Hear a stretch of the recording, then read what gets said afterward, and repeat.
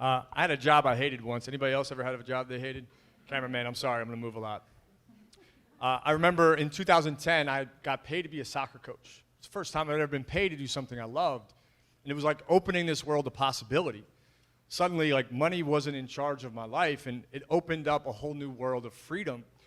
But I remember being miserable, and the way that I got to feeling good was spending. And the more I spent, the more dependent I became on my job. And this was this really messed up cycle of me spending to feel good.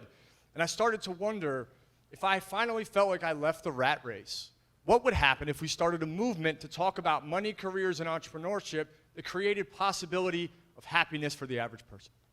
And what would that look like? Because here's what happens. We start making money choices when we enter the world, and suddenly we're stressed. And now you don't even need a wallet, you don't need cash, and you don't need a credit card to spend money. It's easy to slip. And the stats say that most of us don't have it figured out. It's actually like 66% of us don't have it figured out. And on the flip side, we've got this cultural narrative that says, well, if you have a private plane, you have a big house, you must be happy. And I don't think that's accurate, because I've talked to a lot of people who are like, dude, that's not accurate. Scientifically verified. But if we're going to have the conversation about happiness, it needs to start earlier. And it needs to start with some intention. If we're going to build conscious capitalism up, then we have to teach people what it's like to prioritize happiness and how to do that and how to build businesses and think about the challenges that they're experiencing differently. Because there's one currency that matters, and it's time. And if we think about doing something 40 hours a week that makes you unhappy over a lifetime that is 90,000 hours, that's crazy. But there's something about teaching people about happiness and possibility in a way that is exciting. I don't think this is it, though. See, financial literacy to me is a dirty word. We're teaching people that limitations exist, and instead I believe in intelligence, making decisions that incorporate all the things that we want, that excite us. Because here's the thing, 22% of American millennials live on their parents' basement. They're dependent. And what I believe in is possibility. Literacy says you can't have it. Intelligence says, why do you want it? And this is possibility where this messaging is all about materialism in a world that wants us to be dependent.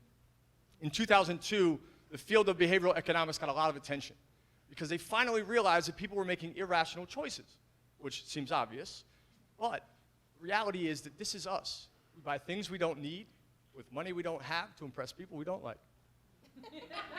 And it is locking us down, isn't it? It's a regular thing now.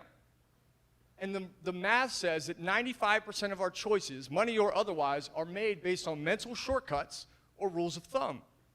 So here's the question. If we start a movement to teach people these rules of thumb earlier and better, what does their life look like?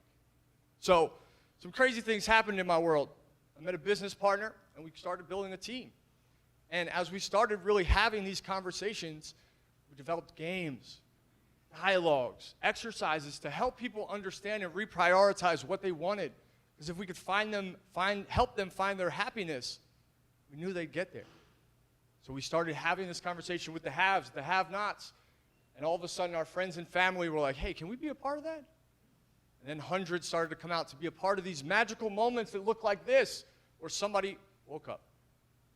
It was so amazing to see, time after time, individuals getting involved, asking deeper questions, and we started to make it more and more fun, but also opening their eyes to what they could be.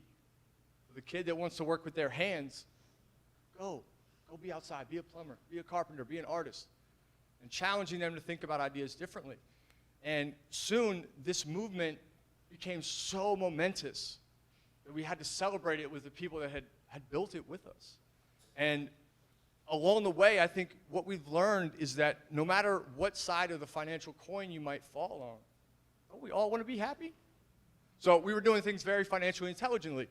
This is my house, and this is where we filmed this message to get out, to talk to more people. It's a borrowed or a used camera, and we found ways to get this out quietly and subtly. And now we're kind of in this, in this mobility pattern of getting this a little bit more widespread, because I heard it here. I wish I would have had this as a kid. And what is so depressing to me is when we say, I would be a different person, I would have chose a different career, I would have done something that mattered. And when we think about the students that go home and talk after our programs about the lessons, the values, the habits, the lifestyle that they want, the careers that they'll take on, and the businesses that will add value to the world, they end up lighting up a light bulb. So I am so grateful to be able to share this. My name is Velky. Welcome to the movement.